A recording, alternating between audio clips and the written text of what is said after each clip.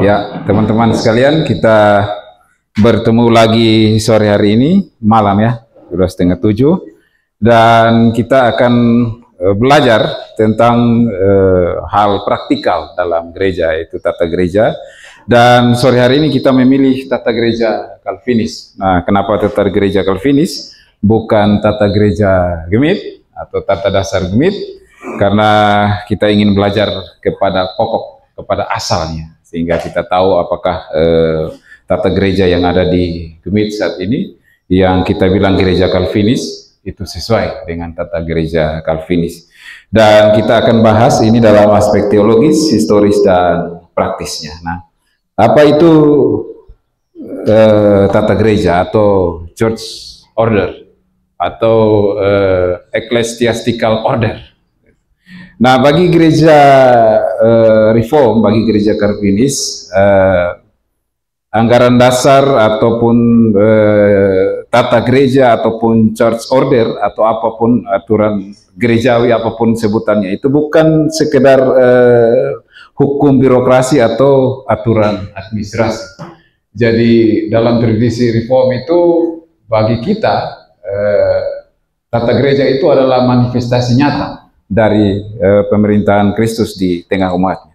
Jadi gereja yang benar bagi kita, bagi gereja-gereja reform, bagi gereja Calvinis lebih spesifiknya, adalah gereja yang hidup di bawah firman, bukan di bawah kehendak manusia. Nah, Bapak Mama sekalian, kenapa perlu kita belajar tata gereja? Kita perlu belajar hal praktikal seperti ini. Nah, kalau kita belajar teologi, teman-teman yang belajar teologi pasti paham bahwa ini ada dalam cabang teologi praktikal ya. Belajar sama dengan liturgi, dengan apalagi khotbah dan sebagainya, itu akan belajar. Tapi kenapa perlu?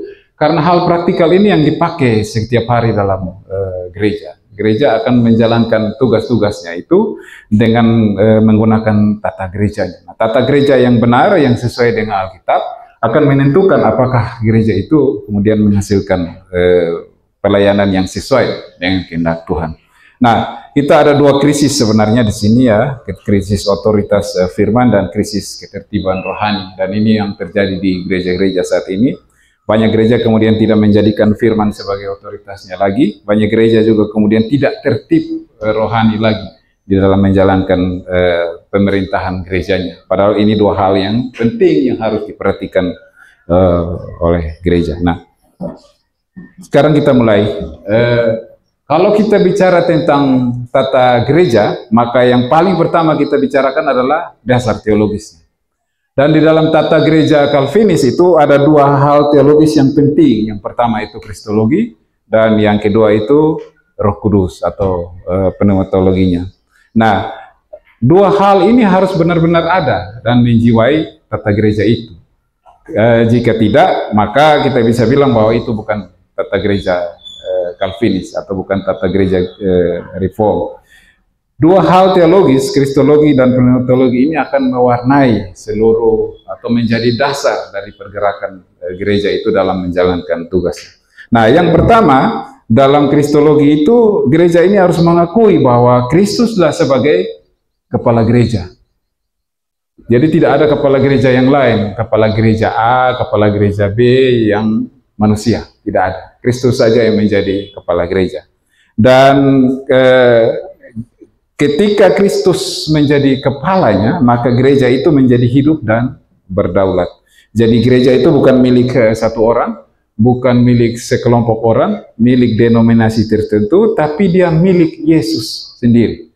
Karena itu Yesus menjadi kepala gereja. Nah, kita bisa lihat dalam Efesus dan di dalam Kolose tentang ini. Ini kemudian membedakan ya, ini paling membedakan antara tata gereja kita dan tata gereja yang lain.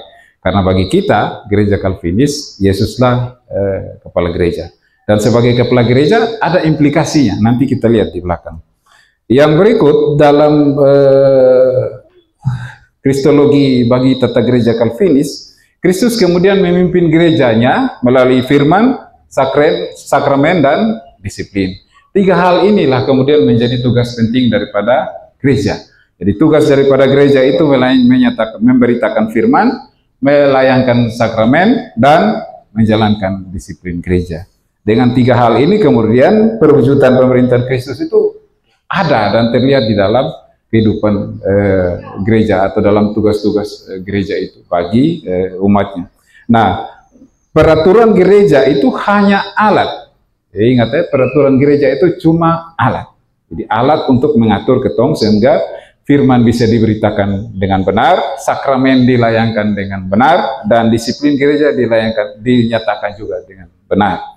Dan sehingga gereja itu bisa dikatakan sebagai gereja Kristus. Karena itu tadi konsekuensi dari Yesus sebagai kepala gereja itu. Nah, gereja yang kedua itu kristologi Kristusnya itu gereja sebagai tubuh Kristus. Jadi tata gereja yang ada dalam gereja Calvinis itu harus benar-benar mencerminkan sebagai tubuh daripada Kristus. Karena Kristus adalah kepala, maka gereja itu adalah tubuhnya. Nah, tata gerejanya itu harus benar-benar mencerminkan bahwa Yesuslah yang menjadi kepala daripada gereja itu. Karena itu dia harus sehat dan kemudian saling melayani dan tertib. Jadi sehat itu anggota-anggota itu berfungsi ya. Kita sebagai anggota gereja itu berfungsi untuk apa? Untuk menyatakan Injil Kristus. Untuk menjalankan tugas-tugas panggilan kita sebagai pengikut Kristus. Nah, kemudian dalam menjalankan tugas itu sebagai sebuah komunitas, kita juga harus saling melayani satu dengan yang lain. Sehingga orang melihat, oh benar, sebagai satu tubuh, mereka saling mendukung, saling melayani, saling mengasihi, dan seterusnya. Dan kemudian tertib. Nah, tertib ini aspek yang penting di dalam gereja. Karena menjalankan, memberitakan firman, gereja memberitakan firman, gereja melayangkan sakramen, maka harus dalam disiplin yang mengatur gereja itu kemudian tidak jatuh di dalam dosa, atau para pejabat-pejabat gerejanya, para jemaat-jemaatnya tidak jatuh dalam gereja ketika menjalankan tugas-tugas pemerintahan gereja. Nah, struktur yang tertib di sini kemudian Bapak Mama tidak juga dipandang bahwa struktur yang cenderung legalisme. Jadi legalisme itu menekankan kepada aturan saja. Ini aturan gereja sudah begini, jadi kita harus taat kepada aturan itu tanpa kompromi. Karena gereja ini punya aturan A, dia membentuk tradisinya menjadi tradisi B, maka kita tunduk kepada tradisi itu sebagai perwujudan daripada aturan. Tidak seperti begitu. Jadi struktur yang tertib itu hanya untuk menjaga agar tugas-tugas sebagai gereja sebagai tubuh Kristus itu dapat dijalankan dengan baik. Itu yang dimaksud dengan ketertiban. Nah, yang ketiga, pemerintahan gereja itu berasal dari Allah sendiri. Jadi gereja ini bukan merupakan hasil ciptaan manusia, tapi merupakan tatanan ilahi. Jadi dia merupakan ordo yang dibuat oleh Tuhan sendiri, diciptakan oleh Tuhan sendiri dalam penyertaan Roh Kudus. Tapi bukan merupakan hasil kompromi-kompromi politik, bukan merupakan kompromi-kompromi sosial, bukan merupakan kecelakaan tertentu sehingga jadi sebuah gereja, tidak. Jadi gereja itu merupakan pemerintahan, gereja itu berasal dari Allah sendiri, itu karena Allah maksudkan agar memberikan keselamatan kepada manusia. Sehingga ketika gereja menjalankan tugasnya sebagai pekabar Injil, sebagai pelaksana sakramen itu, semuanya itu kan dimaksudkan untuk manusia itu selamat, mengenal Kristus, mengenal Injil, dan mengenal keselamatan. Jadi pemerintahan gereja itu tidak berasal dari manusia, tapi berasal dari Allah sendiri untuk maksud yang Allah bagi keselamatan manusia. Nah, Roh Kudus kemudian menata gereja sebagaimana yang dimaksudkan dalam penciptaan itu, dengan keteraturan, dengan maksud yang kudus dan sebagainya. Nah, itu kemudian kita akan melihat bahwa ada aspek pneumatologi. Ya, dasar teologisnya ada pneumatologinya di dalam tata gereja.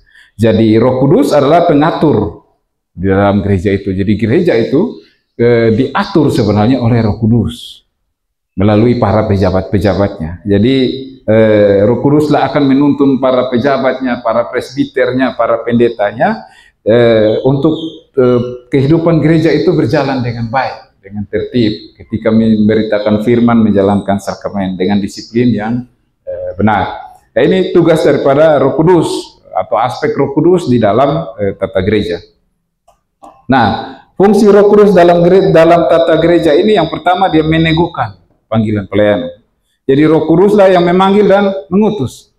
Jadi ketika seorang terpanggil untuk menjadi presbiter misalnya, menjadi majelis, kita meyakini bahwa itu bukan karena kemauan sendiri saja, tapi karena Roh Kudus memang memanggil orang itu, dan kemudian nanti Roh Kudus mengutus orang itu untuk menjadi pejabat-pejabat gereja atau pelayan-pelayan gereja sebagai presbiter, entah sebagai penatua, entah sebagai diaken, entah sebagai pengajar, atau bahkan pendeta. Jadi tugas atau fungsi pertama Roh Kudus dalam gereja itu adalah meneguhkan panggilan pelayanan. Nah, yang kedua itu mempersatukan tubuh Kristus. Jadi Roh Kudus itu kemudian menyatukan pelayanan itu melalui karunia-karunia yang diberikan kepada orang-orang tertentu atau pejabat-pejabat tertentu di dalam gereja itu untuk mempersatukan tubuh Kristus. Sehingga kalau misalnya ada kemungkinan terjadi perpecahan di dalam gereja itu, ketong yakin dan percaya ada orang-orang atau pejabat-pejabat tertentu yang akan berupaya untuk mempersatukan kembali gereja itu. Dan itu bukan karena kehebatan atau kemampuan orang itu, tidak. Kita meyakini bahwa Roh Kudus sendiri yang kemudian mempersatukan kembali tubuh Kristus itu. Nah, kita juga percaya bahwa Roh Kudus itu menuntun keputusan-keputusan sinodal. Jadi seluruh keputusan-keputusan yang kita ambil di dalam gereja itu, kita yakini bahwa itu dalam penyertaan Roh Kudus. Nah, keputusan itu diambil di mana? Di dalam mana? Di dalam sidang. Sehingga kita menyatakan sidang itu sebagai sidang rohani, di mana Yesus duduk sebagai kepala memimpin sidang itu, dan Roh Kudus menuntun para presbiternya untuk mengambil keputusan. Maka kalau ada orang bilang kita pi sidang gereja, lalu pi hanya ketok-ketok palu juga, itu tidak benar. Secara teologis itu tidak benar. Karena itu berarti kita menyangkali kedudukan daripada sinode itu atau sidang itu dalam mengambil keputusan yang ada Kristus sebagai kepala gereja memimpin sidang itu, dan Roh Kudus yang menuntun persidangan itu. Karena Yesus, konsekuensi dari Yesus sebagai kepala gereja, maka pengambilan keputusan harus dilakukan ketika kepala juga ada toh. Jadi ketika sidang itu yang memimpin siapa? Yang memimpin kepala. Pewujudannya lewat para presbiter yang memimpin gereja itu. Nah, sehingga kemudian lewat dalam penyertaan Roh Kudus itu struktur gereja itu menjadi tertib. Karena ini kita bicara tentang tata gereja. Nah, ini kutip. Nah, karena itu teman-teman sekalian, dalam tata gereja Calvin ini, Calvin menolak dua hal secara ekstrim. Yang pertama itu dia menolak episkopalian atau uskup tunggal, karena ini menekankan kepada kepemimpinan tunggal. Kalau di tradisi gereja Katolik Roma itu paus, di tradisi gereja-gereja timur itu patriarki, itu ditolak oleh Calvin. Jadi karena itu tadi, yang menjadi kepala gereja ini kan Yesus sendiri, dan gereja ini adalah tubuhnya. Maka tidak ada satu manusia yang punya kehebatan untuk menjadi pemimpin sendiri dalam atau kepala dari gereja itu, tidak. Jadi Calvin kemudian dalam tata gereja ini menolak episkopalian atau uskup tunggal atau kepemimpinan tunggal. Yang kedua juga menolak yang namanya kongregasional, kepemimpinan yang kalau episkopal itu kepemimpinan oleh satu orang di atas, kalau kongregasional itu lawannya atau terbalik, jadi kepemimpinan oleh jemaat, seluruh jemaat. Jadi jemaat mau bikin apa, terserah jemaat itu. Nah, ini juga ditolak karena itu berarti tidak ada otoritas kolektif yang ada di situ. Itu juga sama dengan kita meniadakan keberadaan daripada Yesus sebagai kepala gereja dan Roh Kudus yang menuntun gereja itu. Nah, bagi kita teman-teman gereja Calvinis, terutama karena kita ini gereja Trinitarian, maka seluruh aspek dalam kepemimpinan gereja itu menggambarkan tentang relasi Trinitas. Ya, teman-teman sudah belajar tentang doktrin Trinitas, apa relasi? Relasinya itu Bapa merencanakan, Anak melaksanakan, dan Roh Kudus menjaga, kan gitu dalam hal keselamatan. Nah, relasi itu juga yang tergambar di dalam hubungan antara fungsi-fungsi yang ada di dalam gereja. Sehingga kemudian kita mengenal dengan istilah kolektif dan deliberatif. Itu menggambarkan daripada relasi Allah Tritunggal. Jadi dalam satu keesaan, satu gereja, satu tubuh gereja itu, kemudian hubungan-hubungan atau fungsi-fungsi yang ada di dalamnya itu dia setara, tapi kolegial. Jadi dia setara deliberatif, tapi dia kolegial. Hanya dibedakan dengan fungsi-fungsi tertentu di dalam gereja itu. Nah, karena itu menjadi dua pilar utama dalam tata gereja Calvinis itu ya sola scriptura dan solus Christus. Jadi Alkitab firman Allah itu sebagai satu-satunya sumber otoritas dan Kristus sebagai satu-satunya kepala gereja. Ini dua pilar utama gereja Calvinis. Nah, lalu bagaimana dengan sistem pemerintahan gereja Calvinis? Nah, sistem pemerintahan gereja Calvinis ini dia presbiterial sinodal. Ya, kita sudah sering dengar ini teman-teman ya. Jadi presbiterial itu gereja dipimpin oleh para penatua dan sinodal itu keputusan diambil secara kolegial dalam sidang bersama. Jadi sinodal itu tidak hanya ketong pandang sebagai sinode. Kita kalau ngomong sinodal ini ketong anggap oh sinode. Iya betul sinode. Tetapi sinode juga harus dipandang sebagai tempat untuk mengambil keputusan bersama. Sehingga keputusan-keputusan di level sinode itu sering kita bilang juga keputusan kebersamaan. Jadi sama-sama duduk, sama-sama memutuskan. Karena apa tadi? Itu tadi, kedudukan ketong yang kolegial dan deliberatif, yang sama, yang setara itu. Sehingga kemudian para pejabat ini akan duduk bersama-sama untuk mengambil keputusan bersama-sama. Itulah fungsi daripada sinodal. Sehingga di dalam pemerintahan gereja-gereja Calvinis, sistem pemerintahan gereja, tidak ada satu orang pun itu yang disebut atasan atau mengambil keputusan sendiri. Tidak boleh, tidak ada. Itu salah. Itu dia dia mengingkari daripada jati dirinya sendiri sebagai gereja Calvinis. Dalam gereja Calvinis, keputusannya diambil harus bersama. Duduk bersama dalam sidang, kemudian berdiskusi dan kemudian mengambil keputusan. Menggunakan dua pilar tadi itu kepada dasarnya kepada Alkitab dan Kristus sendiri yang memimpin sidang itu. Nah, dalam sistem pemerintahan gereja yang ada dalam tata gereja Calvinis, ciri khasnya seperti jadi dia kolegial. Jadi semua penatua itu setara dalam tugasnya sebagai pendeta, sebagai penatua, sebagai diaken atau pengajar, itu setara semua. Maka beta sering bilang, beta sebagai penatua, beta pun kedudukan sama dengan ketua sinode. Bukan berarti karena ketua sinode lalu dia ada di atas, beta di bawah, tidak. Kita setara. Sebagai sesama presbiter, kita setara. Karena prinsip kolegial. Lalu ada ciri khas yang kedua itu keterwakilan. Jadi majelis mewakili jemaatnya, jemaat-jemaat secara sah. Jadi makanya kita ada pemilihan majelis di level jemaat kan, lalu majelis-majelis itu mewakili ketong lagi di level klasis ataupun di level sinode dalam persidangan. Itu prinsip keterwakilan. Lalu ciri yang ketiganya itu dia ada sinodalitas. Jadi gereja-gereja lokal itu kemudian membentuk sebuah kesatuan-kesatuan untuk kemudian sama-sama ada di situ sebagai sepenanggungan serasa. Jadi beberapa jemaat-jemaat lokal itu yang merasa punya ajaran yang sama, punya kepentingan yang sama, punya visi dan misi yang sama, kemudian membentuk sebuah sinode.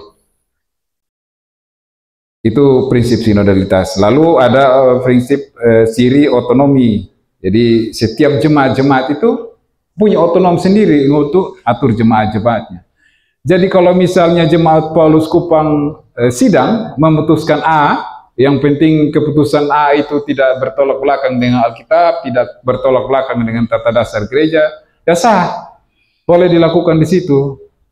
Dan kalau misalnya di gereja lain lagi koinonia, misalnya ada keputusan B untuk dia jalankan situ sesuai dengan karakternya di wilayah dia, situ sah saja, karena itu menggambarkan prinsip atau ciri otonomi daripada jemaat-jemaat. Jadi tidak bisa kemudian sinode bilang, tidak bisa, itu apa namanya keputusan sidang di majelis jemaat Paulus dan koinonia itu tidak tepat karena mereka majelis rendah dan kita yang majelis tinggi, ya, tidak bisa. Jadi ada prinsip otonomi ya, karena ini juga menggambarkan daripada relasi gereja-gereja mula-mula. Jadi gereja mula-mula itu juga tidak ada apa namanya hierarkis kesatuan seperti gereja yang satu tubuh dan satu dari atas sampai ke bawah, tidak. Masing-masing jemaat-jemaat itu, jemaat di Korintus, jemaat di Smyrna, jemaat di Roma itu masing-masing punya otoritas sendiri. Hanya kemudian mereka bersepakat dalam hal-hal tertentu, misalnya tentang doktrin-doktrin fundamental, mereka bersepakat untuk tidak keluar, misalnya tentang Tritunggal, tentang apa namanya Yesus Tuhan dan Yesus itu manusia. Nah, karena itu teman-teman, sistem pemerintahan seperti ini digagas oleh John Calvin di Jenewa untuk menjembatani kepentingan sistem pemerintahan yang benar-benar alkitabiah. Jadi kalau ketong kembalikan kepada Alkitab, kita akan sulit sekali menemukan kepemimpinan tunggal di dalam gereja. Misalnya kita lihat saja di Injil itu, sulit sekali kita menemukan gereja mula-mula atau jemaat mula-mula itu yang ada sistem kepemimpinannya tunggal atau ada satu orang yang solo di situ sebagai pemimpin. Rata-rata itu semuanya itu, dan memang itu yang diajarkan Alkitab bahwa ada kebersamaan, ada kolegialitas di situ. Jadi tidak ada satu orang yang berperan secara tunggal atau ada satu jemaat yang menjadi yang utama dan yang lain tidak utama, tidak. Semuanya punya posisi yang sama. Nah, kalau tadi sistem pemerintahan, nanti kita akan minggu depan kita akan lebih banyak ngomong tentang itu ya, presbyterial synodal. Nah, sekarang setelah sistem pemerintahan, maka jabatan, tata gereja itu dia harus ngatur tentang jabatan. Nah, menurut Calvin, jabatan gerejawi itu harus memenuhi dua prinsip panggilan. Jadi internal calling atau panggilan diri sendirinya itu karena tadi ya dorongan Roh Kudus dan kesadaran pribadi. Lalu external calling, ini yang berkenaan dengan pengesahan gereja atau administrasi gereja. Jadi misalnya seorang saya ketika memutuskan untuk memutuskan untuk menjadi penatua, maka diyakini bahwa itu karena dorongan Roh Kudus. Roh Kudus menuntun saya untuk setelah sekian tahun menolak, akhirnya menerima dengan sendirinya. Karena kesadaran bahwa Tuhan mau pakai. Kan orang Kupang bilang gitu, ini Tuhan mau pakai sendiri. Itu karena dorongan Roh Kudus. Dan kemudian kesadaran pribadi. Jadi mula-mula karena kesadaran pribadi, lalu karena dorongan Roh Kudus. Jadi kalau tidak ada pertolongan Roh Kudus, tidak bisa. Hanya kesadaran pribadi ini hari sadar, 2-3 jam kemudian bisa tidak sadar lagi. Hanya Roh Kuduslah yang bisa memelihara kesadaran itu. Nah, ini disebut dengan internal calling bagi pejabat gerejawi. Lalu ada itu tadi pengesahan gereja. Jadi setelah seseorang itu menyatakan diri, oh beta mau jadi penatua, beta mau jadi diaken, beta mau jadi pendeta, dia tidak bisa kemudian mengakui dirinya sendiri.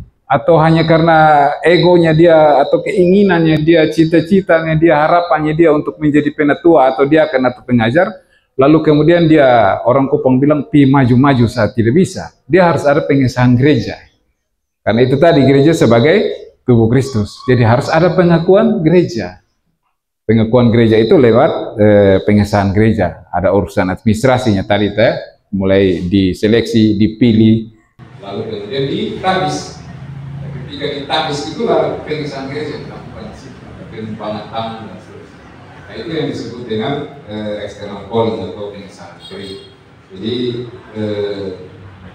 kemudian ada prinsip-prinsip keteraturan di situ kalau berkenaan dengan pengesahan gereja. Sehingga kemudian ketika ada orang bilang ini peta majelis 7 periode, mau masuk periode ke-8, gereja bilang Bapak bisa stop, tahan kok.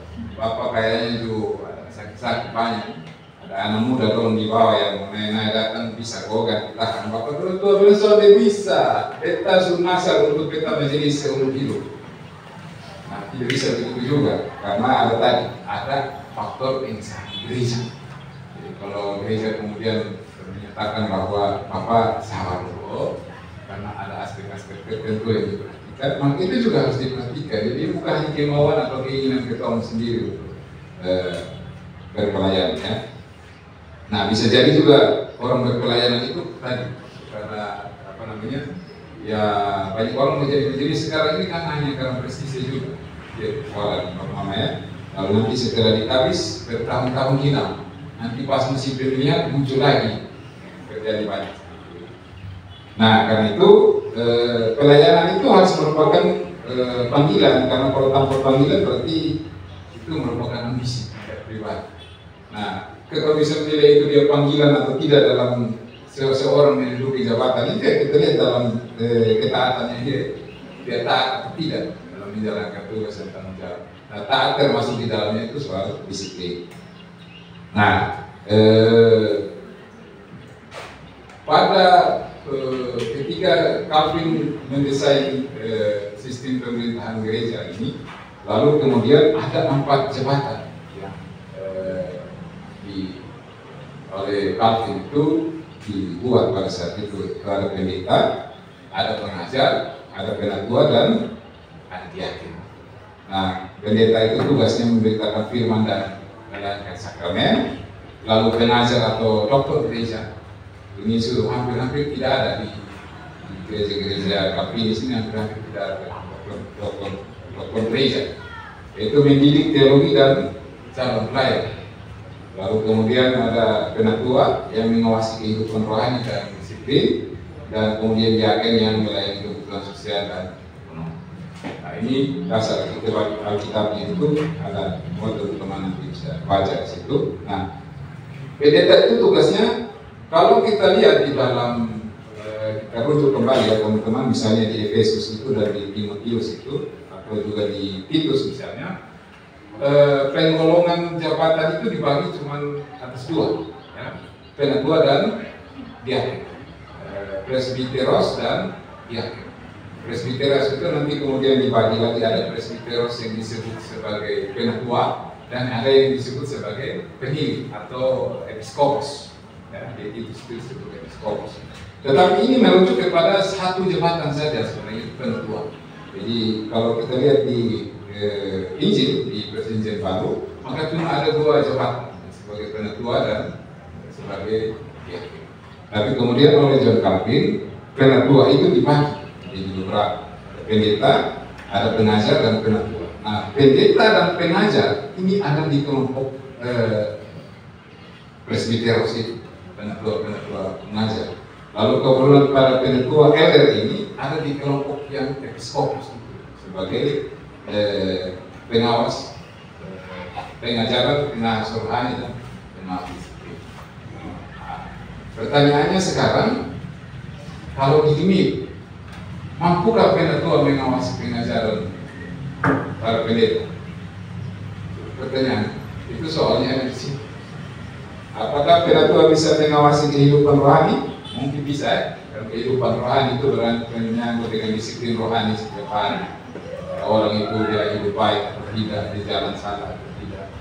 Atau mungkin kalau dia nikah agak terlambat, bisa kita ingat adik nikah sudah, sebab itu ada mandat budaya di sana juga. Tapi kalau misalnya menyangkut disiplin ajaran, berarti penatua itu juga harus belajar dong. Harus ya? Harus. Karena dia ngawasi pendeta. Bagaimana dia ngawasi pendeta pukul kalau dia sendiri jurnal? Itu jadi persoalan. Karena itu penatua harus belajar, harus juga belajar.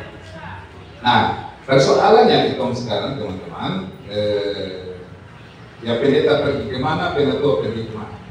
Lalu para pengajar juga ada di mana? Itu pertanyaan pentingnya.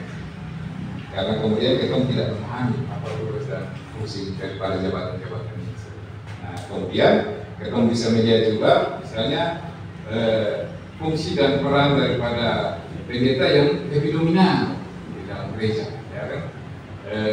Kalau misalnya tata gereja itu atau peraturan gereja itu dibuat lebih kepada kepentingan pendeta saja, kan? Pendeta seumur hidup sampai mati pun tetap pendeta. Kalau penatua cukup 2 tahun, nanti bisa tambah 2 tahun lagi, habis itu stop sudah, ganti orang lagi. Kalau mati tidak disebut sebagai emeritus penatua, tidak, hanya baca satu dulu karena penatua. Nah, ini hal-hal yang harus diperhatikan. Nah, kenapa Calvin kemudian membagi jabatan-jabatan ini sehingga ada fungsi dan peran yang dibagi-bagi kepada pejabat-pejabat gereja, sehingga tidak ada satu pejabat gereja yang monoton dari yang lain. Itu tentang jabatannya. Nah, sekarang kita masuk pada prinsip-prinsip dalam gereja Calvinis. Jadi ada 7 prinsip ya. Yang pertama itu kedaulatan Kristus. Itu artinya bahwa gereja hanya tunduk kepada Kristus,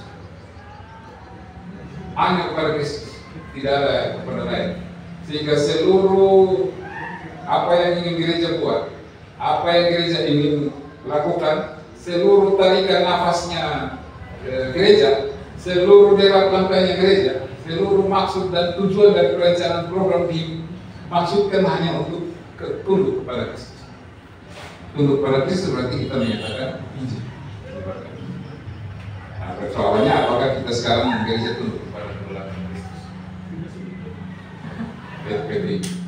Karena ternyata ada juga gereja-gereja yang tidak tunduk kepada Kristus. Yang kedua, otoritas firman.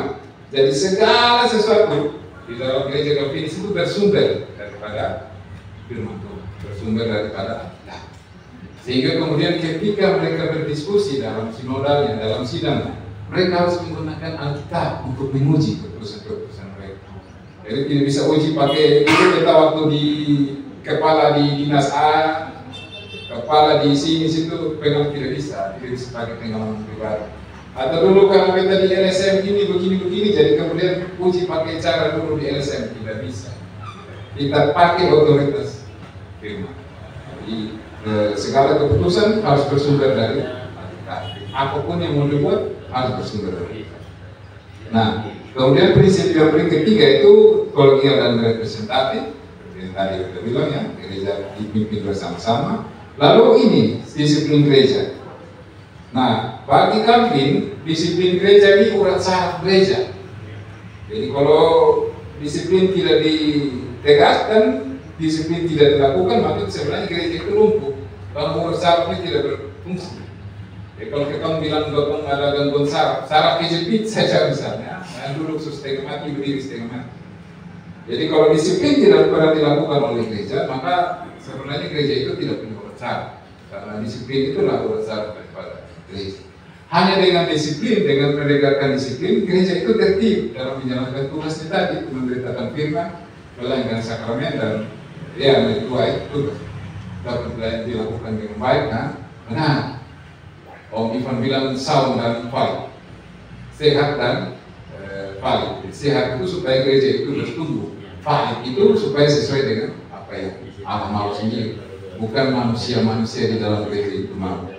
Nah, karena itu disiplin gereja itu menjadi hal yang penting di dalam tata gereja. Yang berikut, regulatif prinsip of worship.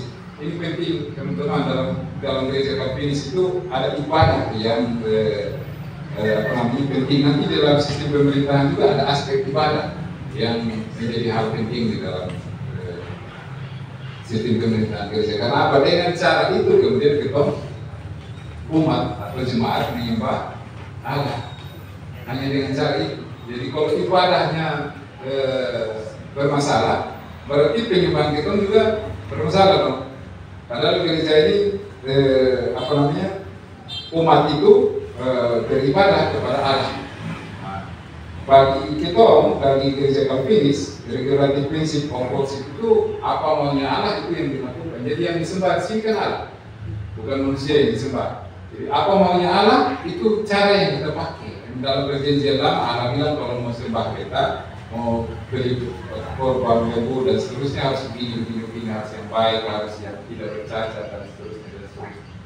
Nah begitu juga dalam peribadatan kita, bisa kemudian ketemu overlapping, crossing, jumping dan seterusnya dengan teologi kontekstual kita baru kita bilang mungkin ibadat begini, mungkin ibadat begitu, yang kemudian nanti dipuji dengan Alkitab tidak tepat. Karena ada prinsip ini tadi, jadi regulatif prinsip ini apa prinsip, apa aturan yang Allah mau untuk menyembah Dia, itu yang harus gereja lakukan, bukan apa yang manusia mau. Jadi beribadah itu bukan karena menjalankan keinginan, memuaskan hawa, dahaga, memuaskan keinginan dan sebagainya. Kita beribadah menyembah Tuhan itu karena diperintahkan Allah seperti itu untuk menyembah Dia. Jadi ini kemudian prinsip yang kelima. Yang prinsip keenam ini kesatuan iman dan pengakuan. Sehingga dalam gereja-gereja Calvinis itu kita punya juga pengakuan iman bersama. Ya, selain juga pengakuan iman Kristen yang secara bersama itu, pengakuan iman Rasuli, pengakuan Nicea, Konstantinopel, kita juga punya pengakuan iman di dalam tradisi gereja-gereja Calvinis atau gereja-gereja Eko. Nah, yang ketujuh, kesatuan tubuh Kristus. Jadi kita mengakui bahwa seluruh gereja-gereja lokal, bagi kita gereja-gereja Protestan itu adalah gereja-gereja lokal. Itu adalah bagian dari gereja universal. Jadi misalnya biar ada seorang Patris Allegro yang bilang itu gereja ada 50.000 denominasi di sana, tidak soal. Mau 70.000 atau 100.000 denominasi itu tidak soal. Kalau kemudian semuanya itu ada dalam kesatuan tubuh Kristus. Nah, kesatuan tubuh Kristus itu dilihat dari apa? Dilihat daripada kesatuan ajaran. Bagi kita gereja-gereja reformasi ada 5 pilar itu tadi, 5 sola itu. Jadi 5 sola itu yang kemudian mengikat gereja-gereja reformasi. Bagi kita gereja-gereja reform ada pengakuan iman bersama yang kita akui. Nah itu kesatuan tubuh Kristus. Jadi bukan karena satu gereja, satu warna, satu gedung, lalu itu satu tubuh Kristus, tidak begitu. Tubuh Kristus tidak dipahami secara demikian itu. Nah, kemudian dalam tata gereja Calvinis pun ada aspek-aspeknya, aspek teologis tadi, cara, lalu aspek organisatoris, ini tentang struktur pelayanan dan seterusnya. Ini tujuannya untuk ketertiban pelayanan. Jadi organisasi gereja itu ada untuk menjaga ketertiban pelayanan. Lalu ada aspek fungsionalnya. Ini sebagai pembagian tugas dalam pelayanan. Jadi fungsi A, fungsi B, fungsi C, fungsi melayani ini, fungsi melayani itu, dan fungsi melayani itu ada fungsional. Lalu ada disiplin, tadi kita sudah omong. Lalu kita ada juga pastoralnya, jadi komunitas yang saling melayani, saling menasihati, sehingga kemudian membentuk jemaat yang saling menopang, saling mengasihi, sehingga jangan sampai ada yang terjatuh kita lupa, kita harus diambil pikul bawah dia, sampai di tujuan bersama-sama. Ada yang jalan salah kita panggil saja, kita ingat supaya datang kembali.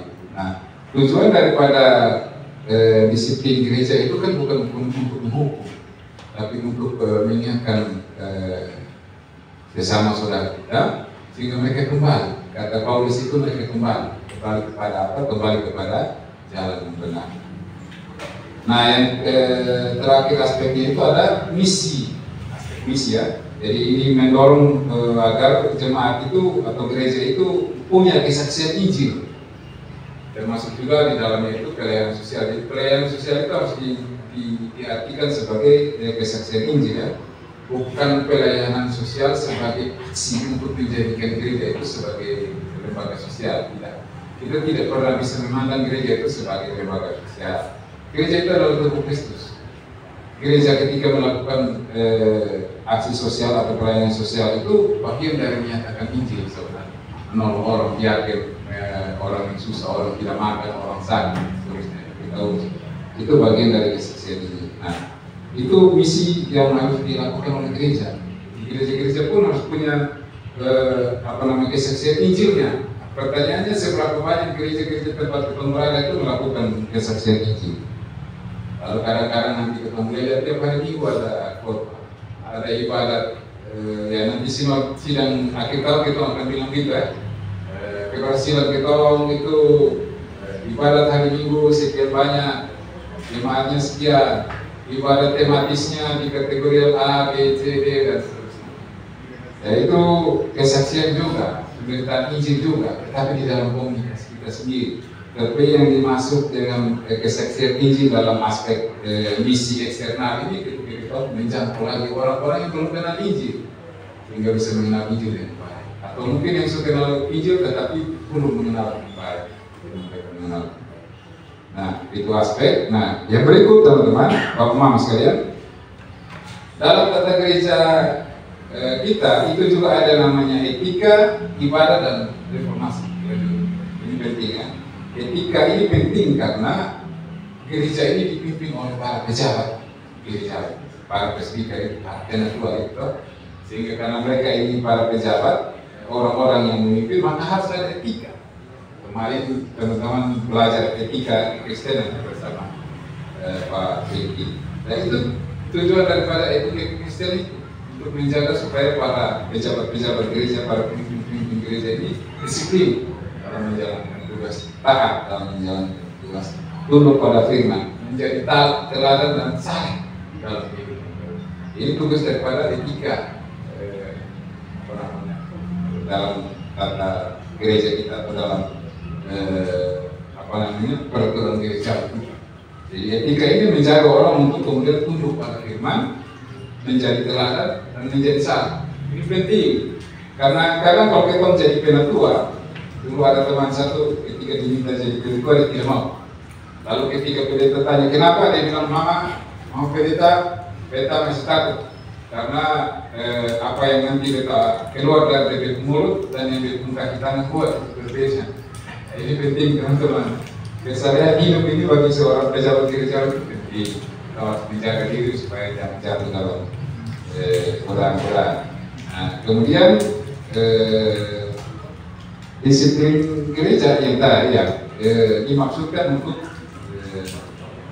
pemulihan, bukan penghukuman. Ini bagian dari etika gereja. Lalu ibadah seperti yang tadi dalam aspek gereja ini, kata gereja ya, apa yang diperbolehkan dan apa yang tidak diperbolehkan itu harus diperhatikan benar dalam peribadatan. Sehingga memang akhirnya peribadatan ini juga diatur dalam tata gereja. Oleh John Calvin pada waktu itu dia mengatur dalam tata gereja. Jadi muncullah regulatif prinsip. Jadi prinsip aturan prinsip dalam peribadatan, dalam penyembahan.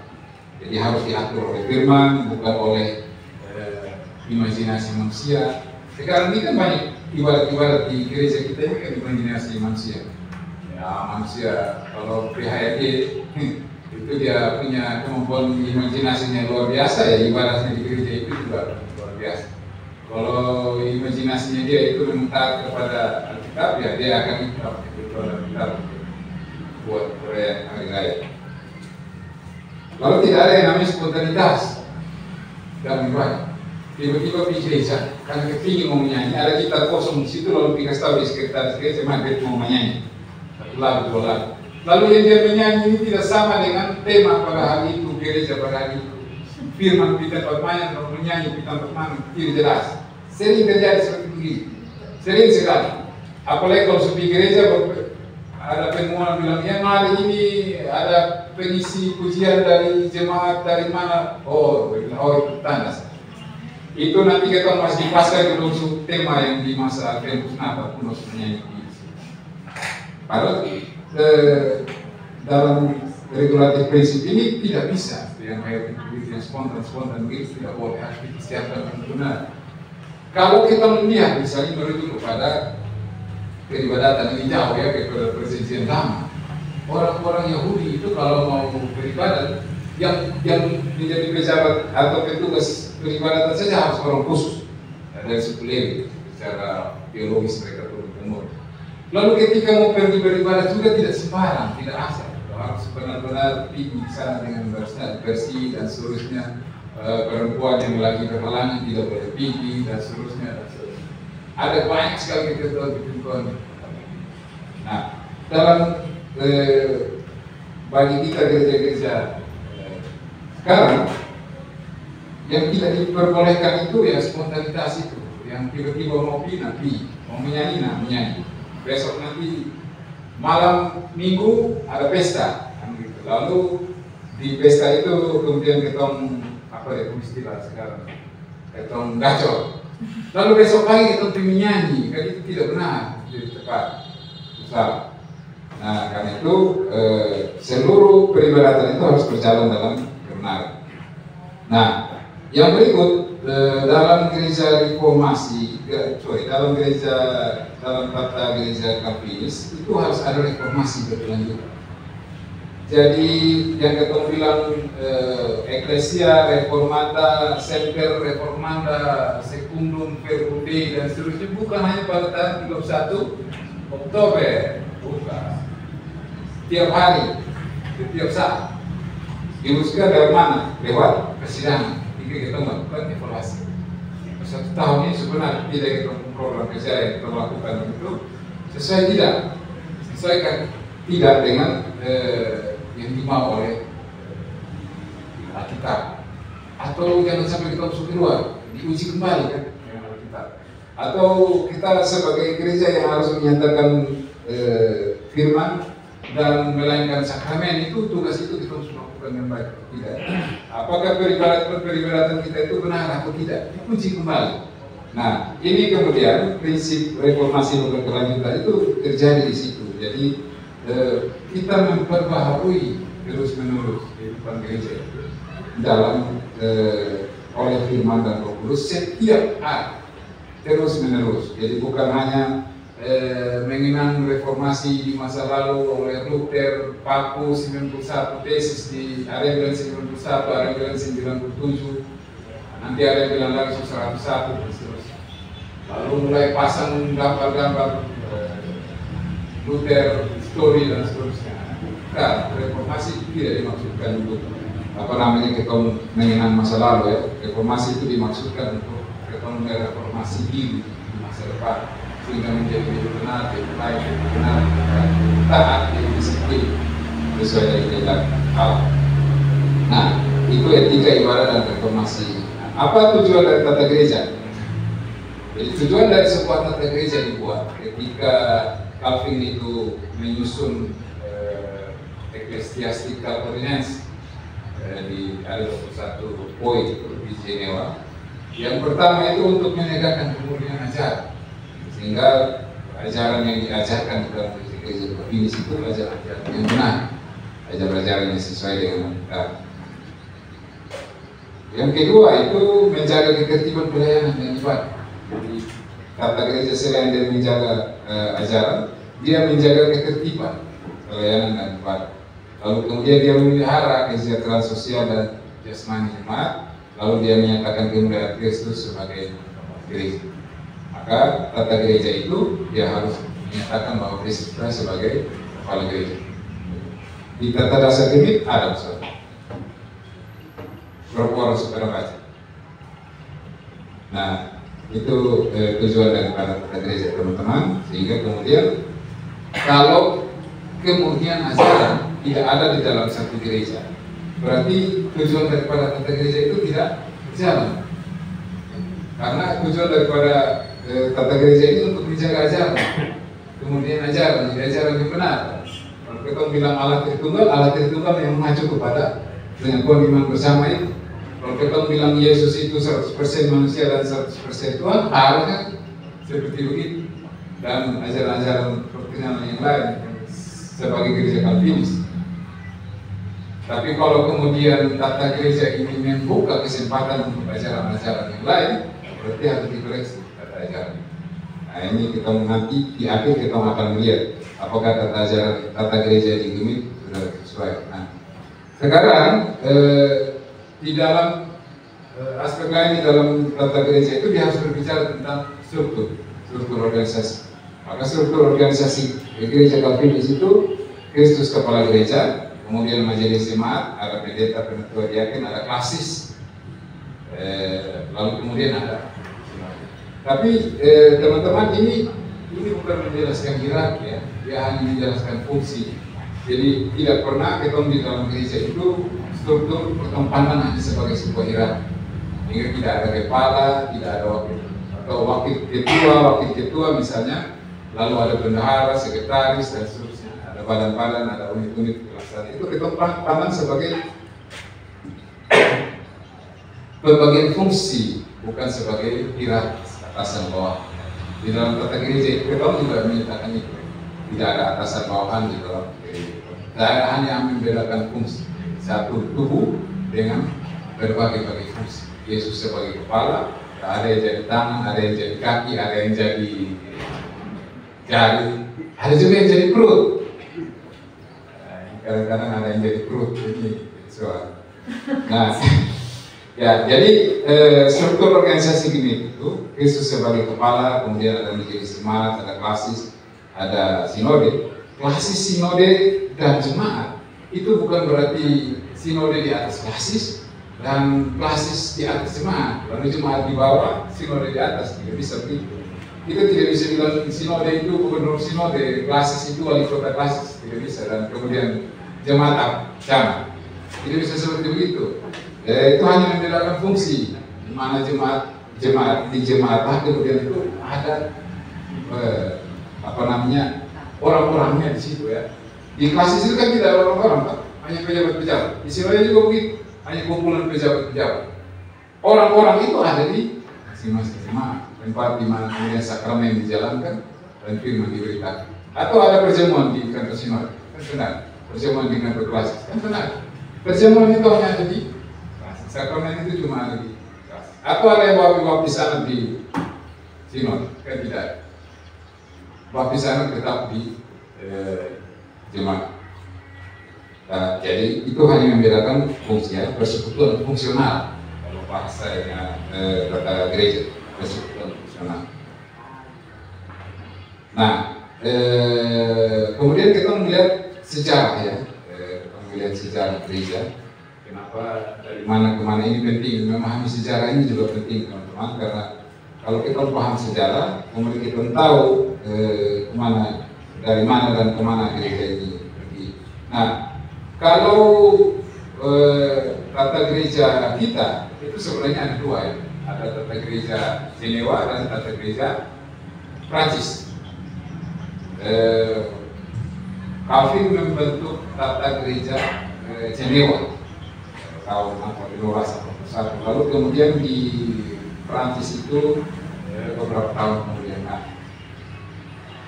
kalau tata gereja dari Jenewa kemudian dia menyeberang sedikit ke Skotlandia, nanti dia berkembang di Inggris. Dan minggu depan kita akan bahas ini tentang presbyterianisme kan. Nah, kemudian dari sana, dari Skotlandia dan Inggris dia di Belanda. Di Belanda lalu ke mana-mana. Nah, ada juga yang dari Prancis, dari Jenewa dia pergi Prancis. Nanti dia pergi Prancis, dia ada pergi lagi Inggris, pergi Belanda, lalu dia di mana-mana. Sehingga kemudian tata gereja yang ada sekarang di gereja-gereja reform atau Calvinis modern ini memang pencampuran dari tata gereja yang ada di Jenewa dan tata gereja yang ada di Prancis.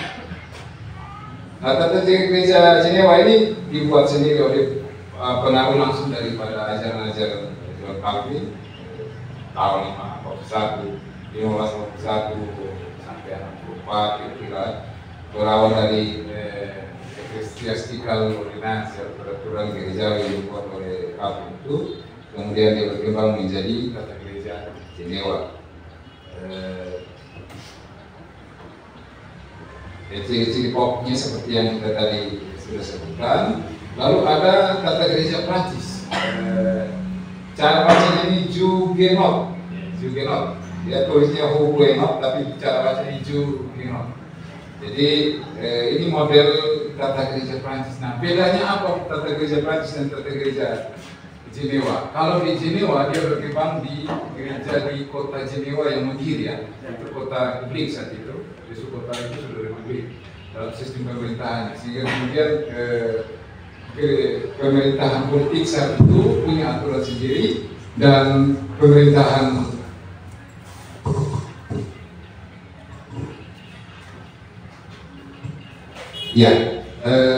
pemerintahan negara politik saat itu punya aturan sendiri dan pemerintahan gereja punya aturan sendiri dan itu diakui oleh negara.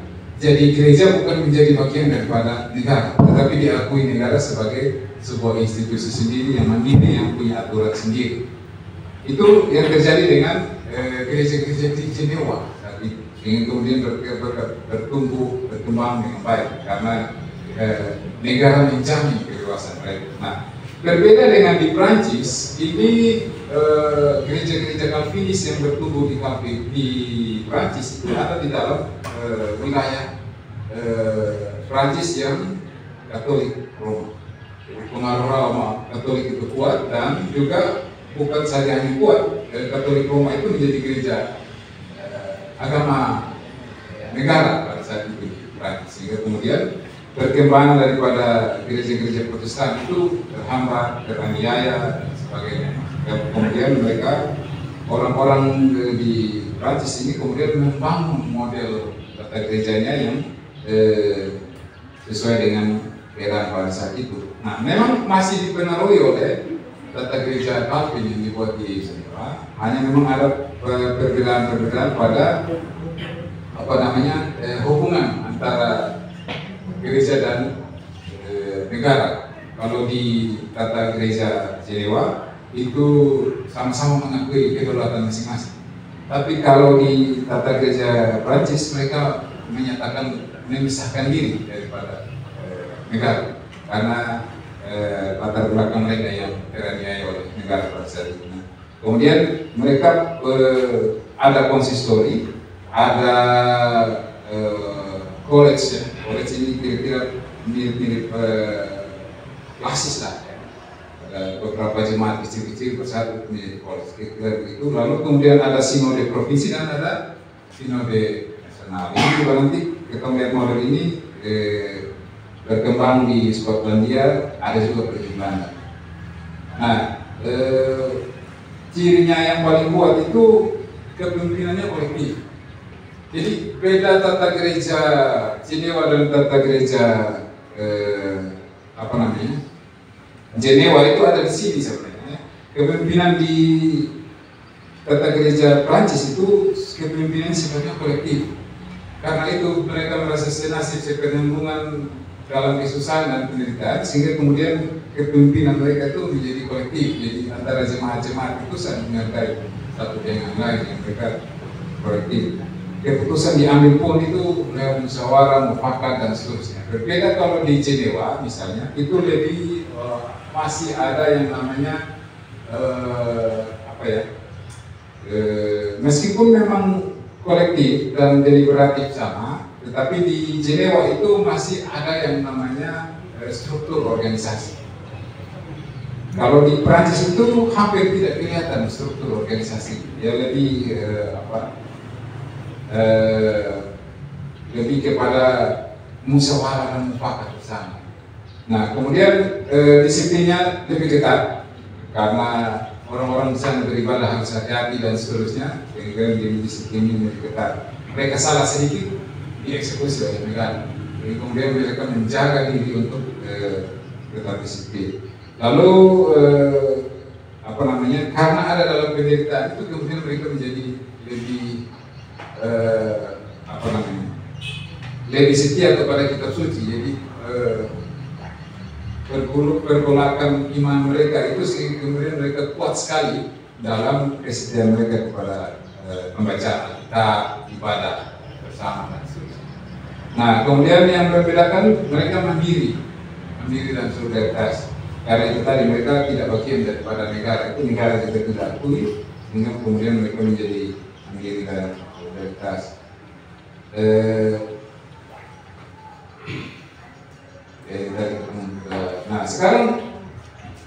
dalam perkembangannya ke gereja-gereja modern, dua model ini, model Jenewa dan Prancis ini hampir-hampir ya seluruh gereja Calvinis pakai model kolegial, model kolektif, model kebersamaan, model apa namanya yang disiplin ketat dan seterusnya, itu hampir dipakai oleh seluruh gereja. Hanya memang ada ciri-ciri tertentu yang masih lekat ya, misalnya soal ada yang misalnya ada gereja-gereja Calvinis itu ya, gereja-gereja reform misalnya yang punya sinode pusat. Ada sinode pusat, lalu ada pengurus-pengurus daerah dan seterusnya. Tapi kalau di Gemit misalnya kan lebih kolektif ya. Ini lebih ke ciri Prancis sebenarnya, jadi lebih kolektif, jadi cuma ada satu sinode, lalu jemaat-jemaat yang lainnya yang kedudukannya sama, yang fungsinya sama. Kalau di GRI misalnya itu yang ada punya pengurus pusat, ada sinode pusatnya ya. Jadi tergantungan kepada sinode pusat ini cukup tinggi. Jadi yang di daerah itu tergantung apa kata pusat. Jadi kalau pusat bilang oke, boleh, dan seterusnya, keteraturan lebih kepada seperti itu. Tapi kemudian tidak ada lagi yang murni tata gereja Jenewa dan murni tata gereja Prancis. Lebih banyak itu sudah tercampur baur. Nah, sekarang Bapak Mama sekalian, apa aplikasi tata gereja itu bagi gereja-gereja masa kini? Nah, menjadi catatan kritis bagi para kita, presbiter ini kan pemimpin gereja. Kita harus sadar bahwa gereja itu bukan penguasa. Ya, apa namanya, pemimpin gereja itu bukan penguasa, tetapi sebagai pelayan firman. Nah, ini harus diwujud nyatakan dalam peraturan-peraturan gerejawi. Jadi seluruh peraturan-peraturan gerejawi itu harus didesain dalam kesadaran ini bahwa seluruh pejabat di dalam itu, baik penatua, yakin, pengajar ataupun pendeta, itu adalah pelayan firman dan setia kepada firman, tunduk kepada firman karena kedaulatan firman Tuhan itu tadinya. Kemudian setiap keputusan berdasarkan musyawarah.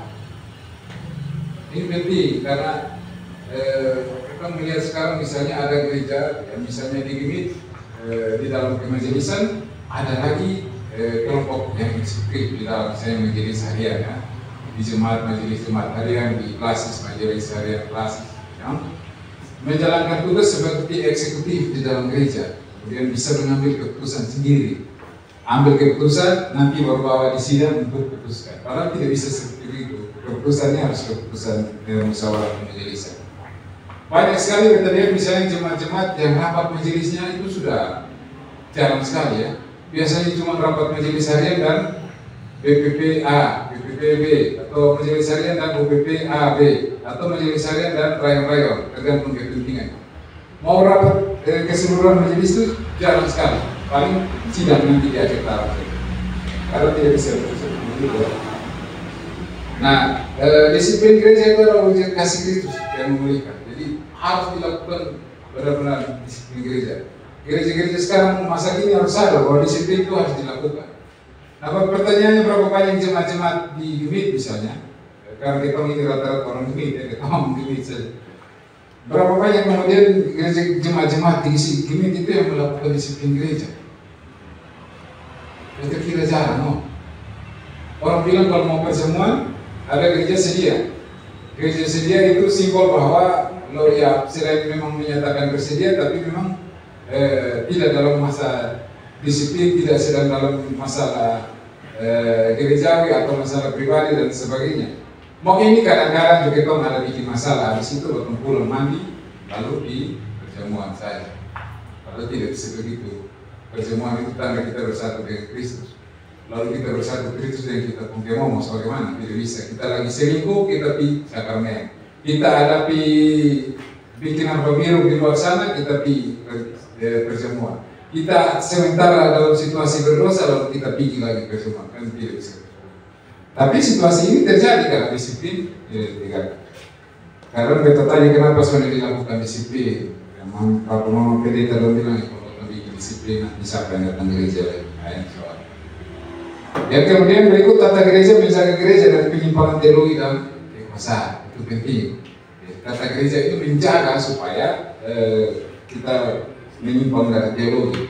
Makanya kemarin ketika misalnya dalam sidang istimewa membahas pokok-pokok ajaran, kita kembalikan argumen kita bahwa kita harus menyatakan dalam pokok ajaran kita gereja Calvinis itu salah satunya itu rujukannya kepada aturan kita, aturan gereja, tata gereja kita, baik pokok-pokok eklesiologis maupun tata dasar Gemit.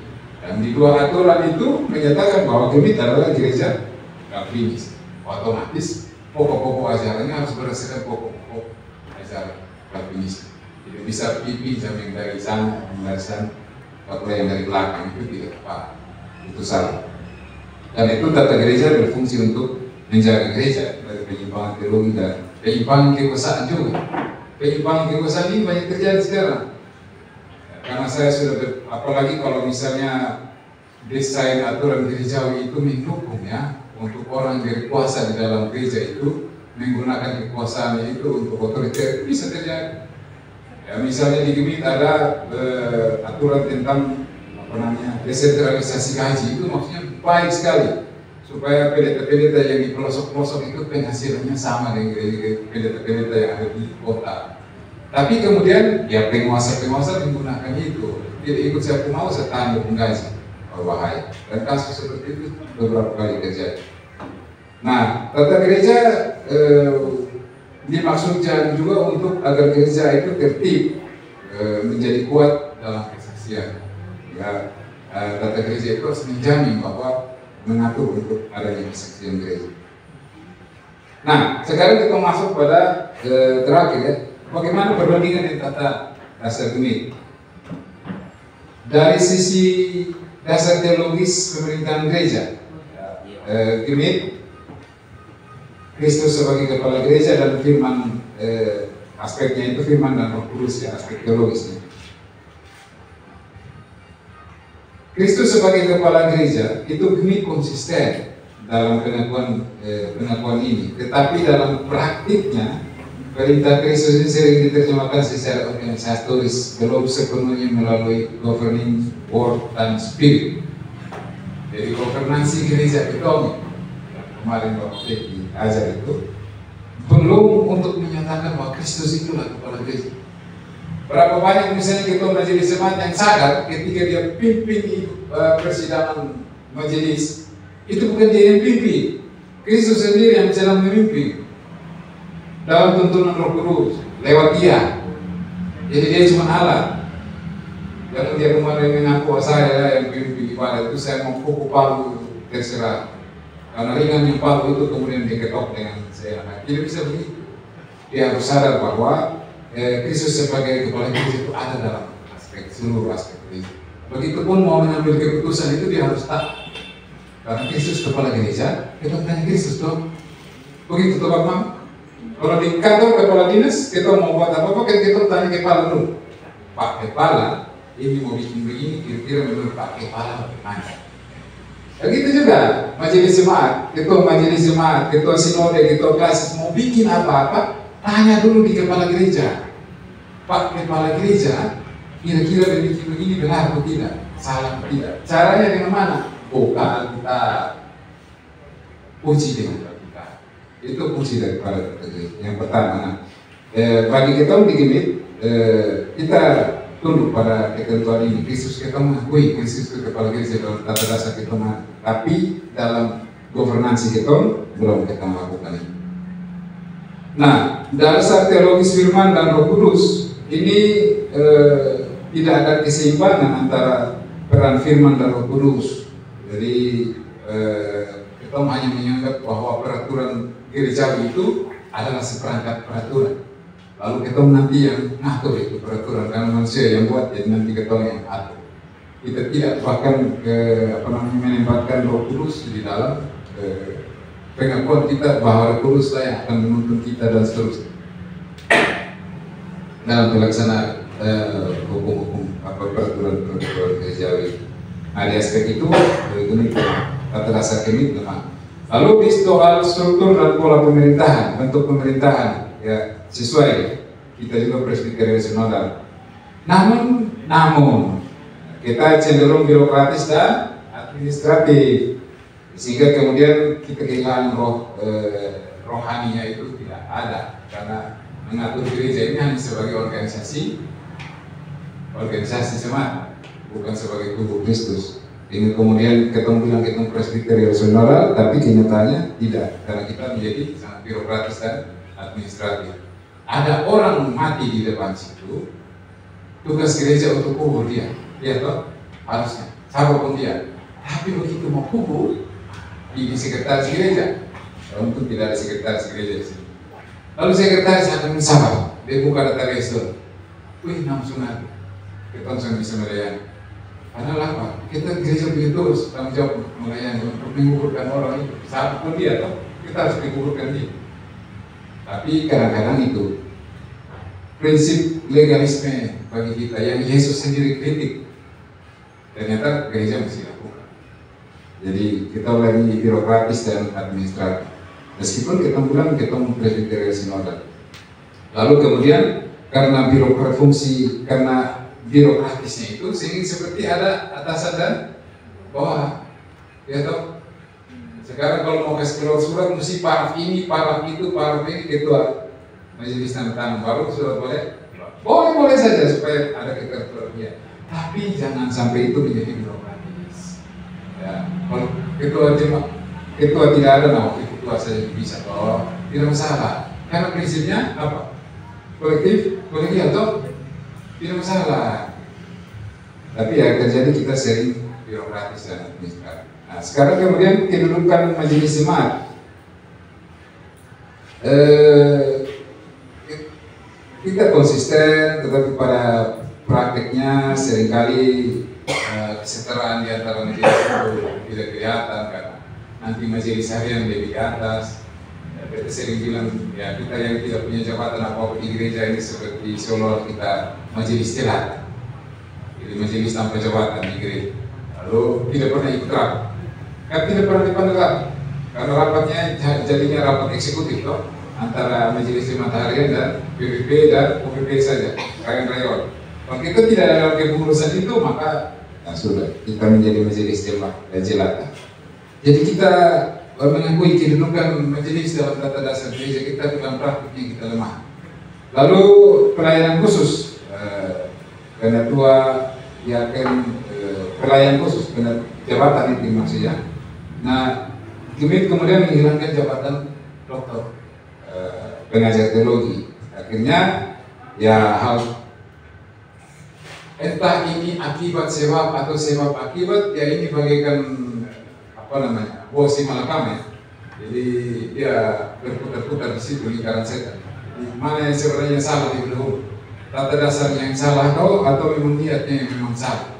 Sehingga kemudian tidak ada aspek pengajaran itu menjadi lemah di ini.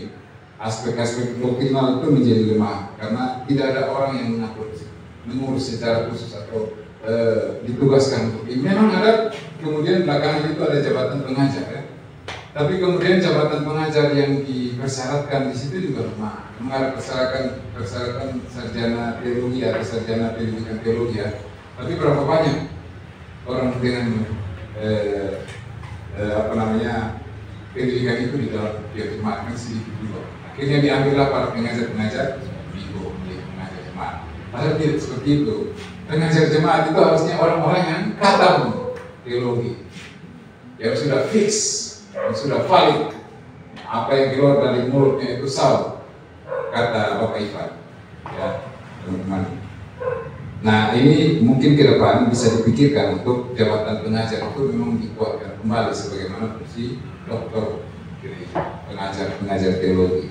Sehingga kemudian aspek doktrinal itu menjadi hal yang penting. Pendeta, penatua dan diaken sudah tepat. Nah, sekarang dimensi historis dan teologis pengakuan iman lebih ekumenis dan kurang reform dalam artikulasi. Ya, kita sadar kuasa ini terusnya. Karena itu perlu penegasan kembali kepada pengakuan iman itu. Ya, persoalannya juga ketika tanya siapa yang tahu pengakuan iman di reform, kadang-kadang banyak yang tidak tahu juga, tidak pernah baca juga persoalan. Lalu sumber otoritas, kemudian Gemit menambahkan tata dasar sebagai dasar formal. ini bisa menimbulkan norma yang berikut ya, standar yang ganda, bahwa harusnya satu-satunya Alkitab, bukan lagi kata harusnya dikeluarkan. Nah, untuk dimensi pneumatologi dan peran Roh Kudus, politik dan partisipasi, lebih cenderung rasional, administratif dan seterusnya. Lalu dalam aspek kolegial dan partisipatif masih hierarkis, perlu pendidikan ulang tentang kesetaraan rohani.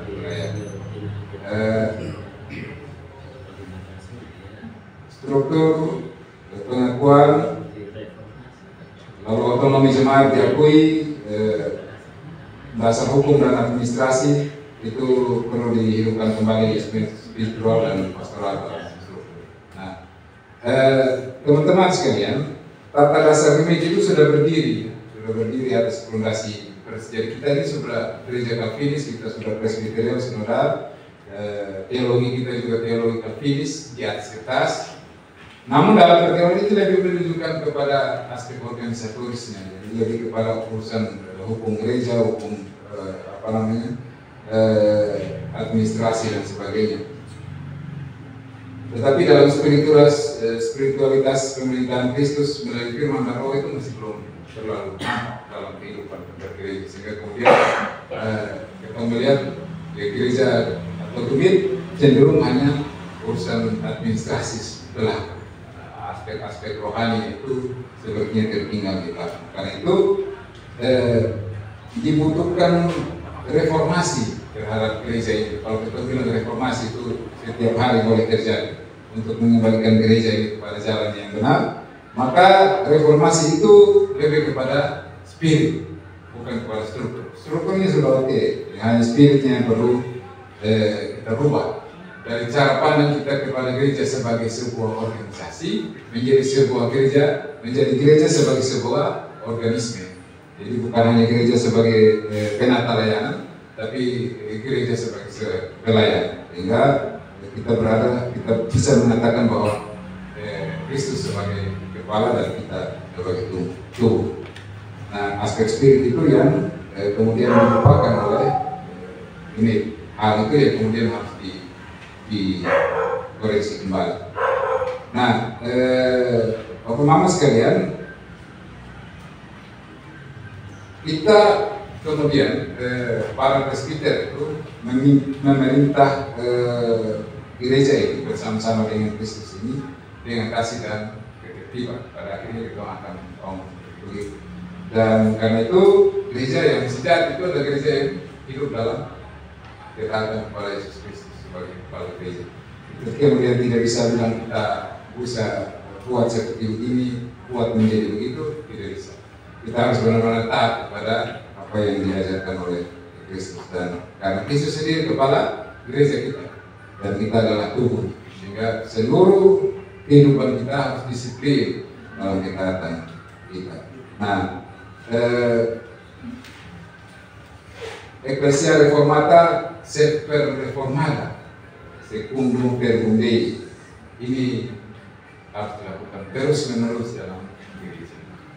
Kapanpun sampai gereja ini sudah berakhir tugasnya untuk memberitakan firman sampai dengan Yesus datang kembali kedua kali, prinsip ini harus tetap dilakukan terus oleh gereja. Jadi gereja memperbaharui dirinya sesuai dengan firman Tuhan, itu harus dilakukan terus menerus dalam kehidupan. Dalam apa? Lewat persidangan, lewat evaluasi yang dilakukan kembali kepada ya, salah satu misalnya ketika sidang sinode memutuskan untuk mengkoreksi pokok-pokok ajaran di Sabu, ya, lalu dibuat kembali dalam sidang sinode istimewa yang kemarin, sehingga ada proses koreksi terhadap pokok-pokok ajaran kembali kepada ajaran yang benar, kembali kepada ajaran Calvinis. Kalau itu terus menerus dilakukan, maka gereja akan terus kembali kepada kebenaran. Termasuk di dalamnya evaluasi terhadap spirit rohani, kembali kepada rohani kita, taat bahwa Yesus layak memimpin gereja. Oke, kita sampai di situ. Terima kasih banyak. Kita mulai dengan tanya jawab. Maka Bapak Mama ada itu bertanya. Silakan.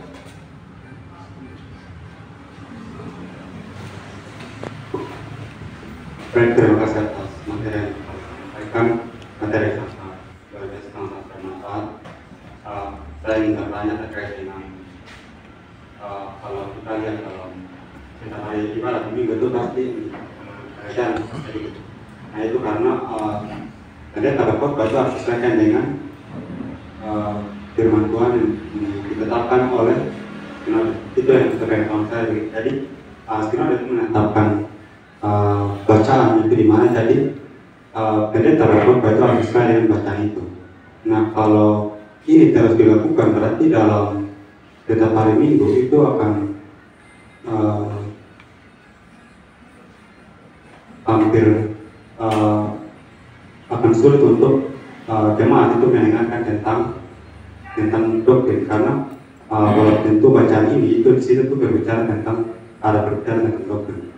Nah, apakah diperbolehkan gereja, satu gereja demi misalnya gereja komunitas, contohnya saja gereja komunitas itu pendetanya itu merupakan dia mengajarkan doktrin, dia tidak merupakan firman Tuhan yang sesuai dengan bacaan dari sinode.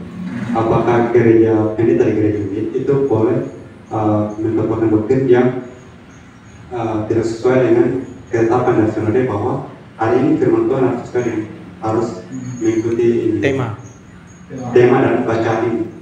Nah itu pertanyaan dari saya. Terima kasih. Lanjut saya.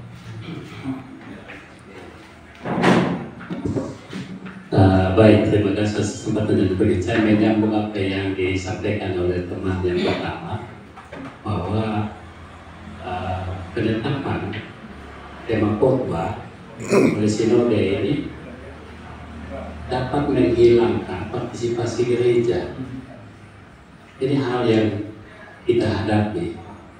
Nah, pertanyaannya, apakah peraturan sinode lebih dikaitkan CPD, peraturan sinode berkaitan dengan tata gereja, mana yang lebih tinggi? Kemudian yang berikut, kalau tata gereja itu lebih tinggi, kan mengatur secara umum tentang tata gereja berbagai denominasi baik Katolik maupun Protestan. Siapa yang berhak menentukan tata gereja, apa yang membuat tata gereja ini? Kalau masing-masing gereja membuat tata gereja ini, berarti tidak sama lagi dengan apa yang disampaikan, berarti dia bervariasi sesuai dengan kebutuhan gereja. Kalau memang tiap-tiap gereja yang membuat sendiri, atau KWI, PPKI yang membuat ada bersama KWI, atau bagaimana, itu ya. Kemudian yang ketiga, dalam pelaksanaan aturan sinode, khususnya gemit ya, jadi kita masuk kepada gemit. Aturan sinode gemit ada tata gereja di gemit ada, tetapi dalam pelaksanaan seolah-olah ketua KMJ ini dia melebihi dari kepala gereja yang namanya Tuhan Yesus Kristus sebagai gereja dalam pelaksanaannya. Nah, ini hal yang menghilangkan peran Kristus sebagai kepala gereja dalam pelaksanaan perkara seperti itu. Apakah ini ada kepentingan sebagai manusia memimpin dalam KMJ-nya, sebagai peran KMJ-nya, atau karena sudah tidak sesuai dengan firman Tuhan atau dasar Alkitab? Terima kasih.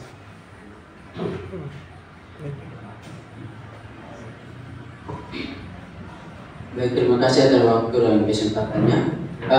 Di sini saya ingin bertanya di bagian prinsip-prinsip gereja.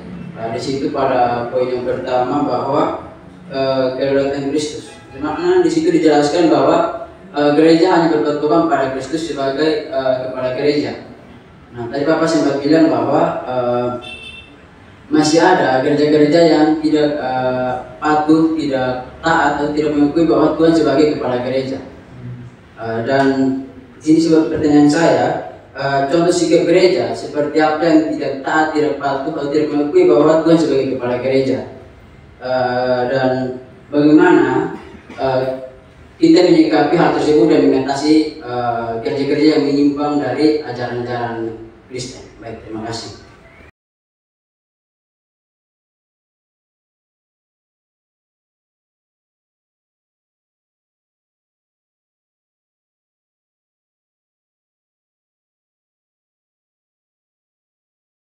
Ya, baik. Terima kasih. Yang pertama soal khotbah tematis, ya, terutama di MIP. Ya, kalau hari kalau bulan budaya, maka khotbahnya tematisnya budaya. Sekarang bulan lingkungan, maka khotbahnya tentang lingkungan hidup. Lalu ayat yang diambil itu mulai dicocokkan. Kata orang di di pasar itu istilahnya cocokologi. Teksnya kemana, konteksnya kemana, lalu temanya di mana lagi, jadi persoalan. Nah, sekarang pertanyaannya, seorang pendeta dia harus ikut yang mana? Nah, ini memang pertanyaan dilematis karena seperti tadi bilang Bosi Malakama, ya, makan bapak mati, sampai makan mama mati. Pendeta mau ikut ketentuan harus khotbah ekspositori yang benar sesuai teks yang ada, atau ikut saja tema yang ditentukan oleh majelis sinode meskipun temanya di mana, lalu nanti dia mulai asal-asalan. Nah, jawabannya tergantung kembali kepada si pendeta. Kalau pendeta itu taat disiplin tadi, ya ingat ya, ada aspek disiplin dalam tata gereja. Kalau dia menyatakan dia disiplin, dan kalau dia sadar bahwa kepala gereja Yesus Kristus, maka ya kalau konteks tema itu tidak sesuai dengan teks, ya harusnya dikoreksi. Ya kalau memang harus disampaikan sesuai dengan teks, eksposisi berdasarkan teks itu, ya lakukan saja seperti itu. Nah, kembali kepada pendetanya itu kembali.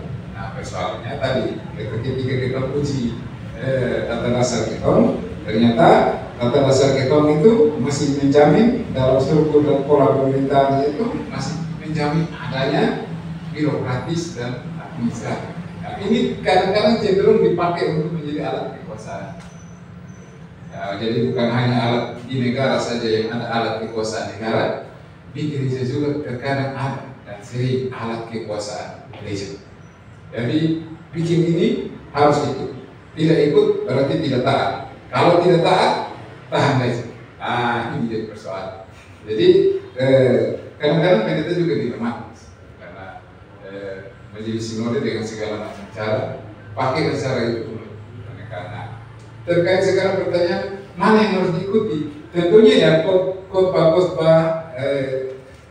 doktrinalnya harus dipakai sehingga jemaat itu bertumbuh menjadi sehat dan benar. Jadi bukan hanya sehat tapi tidak benar, sehat dan benar. Maka khotbah-khotbahnya itu harus khotbah-khotbah yang menjelaskan teksnya itu sesuai dengan maksud daripada teks itu sendiri. Konteks-konteks yang digali itu sesuai dengan maksud daripada teks itu sendiri. Yang sering dikenal dengan khotbah ekspositori. Jadi menggali konteks, makna, arti, lalu dilakukan kajian hermeneutika, kajian biblika, kajian historis terhadap teks itu, sehingga kemudian mendapatkan maksud daripada teks ini apa sebenarnya, diajarkan sesuai dengan itu. Bukan kemudian hanya taat kepada tematis yang diserahkan oleh struktur majelis sinode, lalu kemudian kita ikut saja itu. Yang penting dia menjawab kebutuhan daripada tema itu, sehingga karena tema sekarang temanya lingkungan hidup, maka kita membuat tentang lingkungan hidup.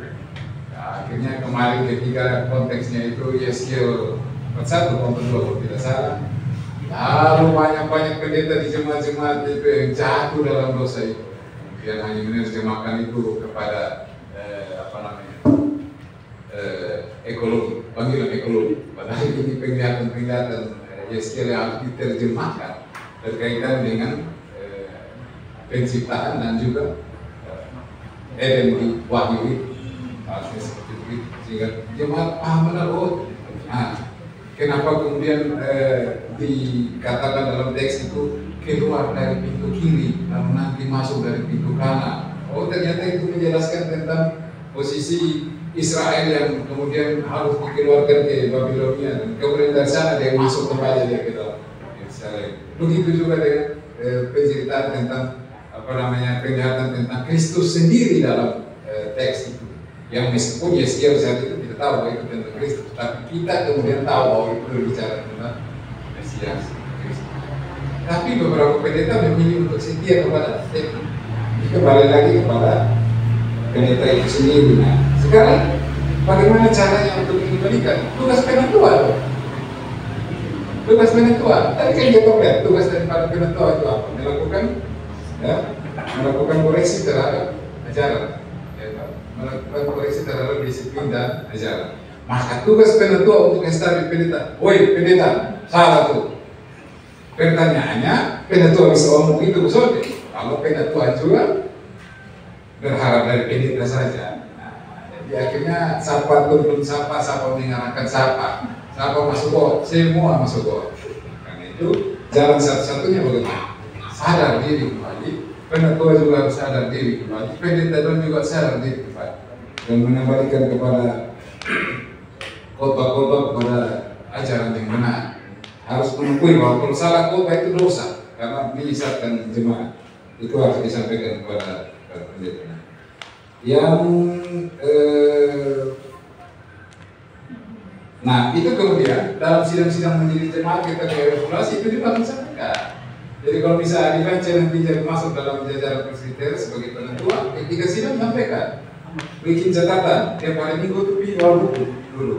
Kesalahan pendeta A dalam khotbah hari tanggal minggu tanggal berapa tahun bulan. Pada sidang sampaikan, saya penatua siswa menyatakan khotbah pendeta pada hari ini hari minggu tanggal sekian tentang ini salah di sini. Nanti diuji dalam sidang itu. Karena tidak salah atau tidak. Kalau Pak Vance benar ya, pendeta harus menerima itu. Sidang memutuskan bahwa pendeta belajar lebih banyak sehingga kemudian khotbah jadi lebih benar. Nah sebenarnya penatua juga bisa naik mimbar, cuma di jemaat-jemaat di kota ini agak sulit penatua naik mimbar. Yang berikut ya itu sama dengan Vance, pendeta siapa berhak membuat tata gereja kalau tidak ya? Sebenarnya menyangkut doktrin-doktrin dasar ini Bapak, mulai dari doktrin fundamentalis tunggal tentang kristologi, tentang kudus dan seterusnya, itu sudah ada semua. Tinggal kemudian kita ikut saja. Jadi sudah ada semua. Begitu juga dengan tata gereja Calvinis itu sudah ada. Tata gereja Reform itu juga sudah ada. Bahkan ada kantor itu yang mengatur tentang hierarki struktur dan seterusnya itu sudah ada. Persoalannya kita mau sadar mau untuk ikut itu atau kita mau bikin sesuai dengan kreasi kita. Yang jadi persoalan adalah kita buat sesuai dengan kreasi kita. Yang tadi Bapak sampaikan misalnya ada organisasi yang eksklusif di dalam majelis jemaat. Padahal itu tidak boleh. Dalam prinsip tata gereja kita kan harusnya kolektif kolegial. Tapi kok kenapa ada majelis harian yang sepertinya lembaga kepresidenan di dalam gereja? Kalau dia mengatur segala sesuatu, dia putuskan sendiri juga boleh. Dia bikin rapat lalu dia bilang rapat MJH yang diperluas. Kita coba baca-baca ini aturan gereja itu rapat MJH yang diperluas ada di mana? Tidak ada. Lalu kemudian muncul lagi peraturan pokok organisasi dan komunikasi yang diputuskan di Sidang Sabu itu juga kemudian membuat struktur organisasi ketemu berlapis-lapis, bertingkat-tingkat yang sebenarnya tidak sesuai dengan sistem pemerintahan presbiterisme modern. Nah ini harusnya dilakukan koreksi, kita sampaikan kepada kepada majelis jemaat bahwa tidak seperti begitu. Meskipun ada secara secara aturan ada majelis jemaat harian. Tapi majelis jemaat harian itu juga harus sadar bahwa dia tidak bisa mengambil keputusan sendiri. Dia harus mengambil keputusan bersama-sama dengan majelis yang lain. Nah, yang bisa kita lakukan apa? Kita melakukan koreksi terhadap aturan itu. Kemarin dalam sidang istimewa, salah satu yang kita perjuangkan adalah menurunkan derajat peraturan pokok organisasi itu menjadi peraturan proporsional organisasi. Lalu sejumlah hal-hal yang perlu dikoreksi kita koreksi. Misalnya ada badan di dalam badan. Kita bayangkan saya misalnya ada badan hari raya gerejawi. Lalu di badan hari raya gerejawi itu ada timpel yang dibentuk. Lalu ada sapel lagi. Lalu nanti di rayuan juga nanti ada lagi organisasi di dalam organisasi. Bertumpuk-tumpuk dan berhierarki.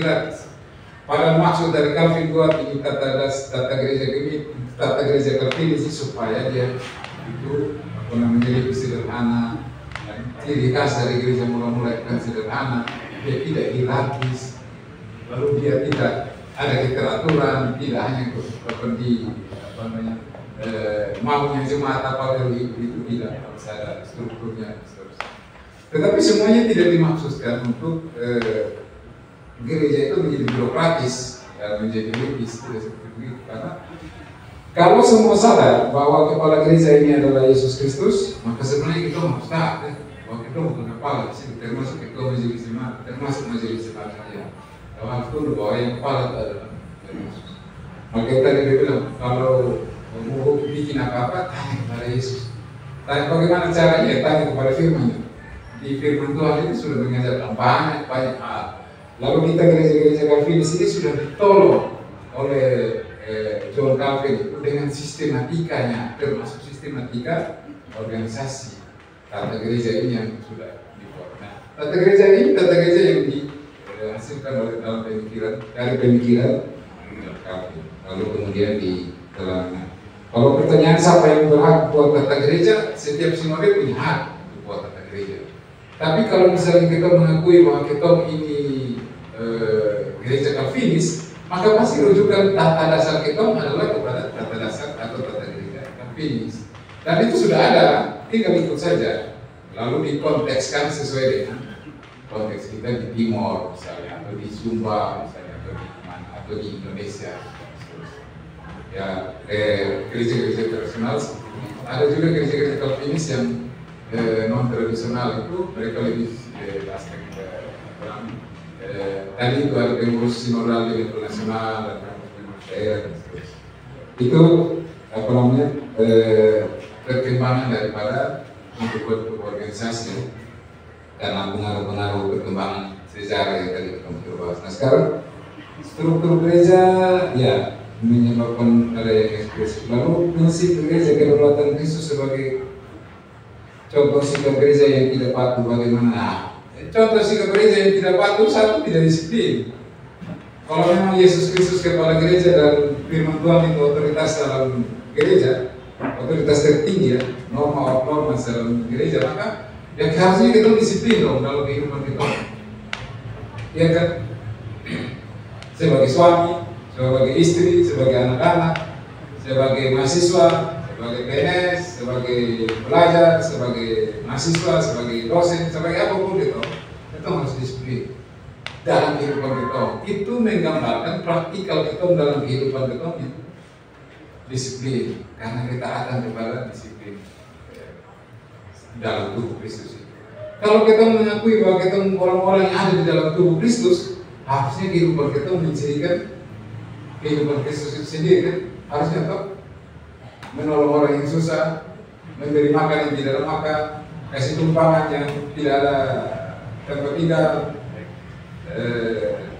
hidup benar, hidup lurus, tidak pesta pora, mau bukan dan seterusnya, banyak. Itu ciri daripada kalau misalnya kita mengakui bahwa kita ada di dalam sebuah komunitas gereja, dan komunitas gereja itu kepala Yesus Kristus sendiri. Dan di dalam gereja itu firman Tuhan menjadi dasar bijak. Maka itu tadi disiplin itu menjadi wacana bagi gereja itu sendiri. Nah gereja kita bisa kita pandang gereja sebagai struktur, gereja sebagai kita masing-masing yang ada di dalam apa apakah sebagai jemaat, terutama lagi kalau kita sebagai presbiter, sebagai penatua, sebagai diaken, sebagai pengajar. Nah, bagaimana mungkin kita sebagai penatua, diaken, pengajar, pejabat gereja untuk tidak mencirikan kehidupan Kristus dalam kehidupan kita. Itu sebenarnya contoh paling konkret daripada tidak patuh bahwa Yesus Kristus sebagai kepala gereja. Ya, ciri yang lain lagi ya gereja itu sendiri sebagai struktur kemudian merasa bahwa kepala gerejanya itu sinode. Iya toh? Banyak itu yang merasa bahwa kepala gereja sekarang itu sinode. Jadi bukan hanya di gereja Katolik Roma yang kepala gerejanya Paus, tapi jangan salah. Di gereja masih ciri di timur juga ada yang menjadikan ketua sinode itu sebagai kepala gereja. Tunduk, patuh, loyal, dan segala macam.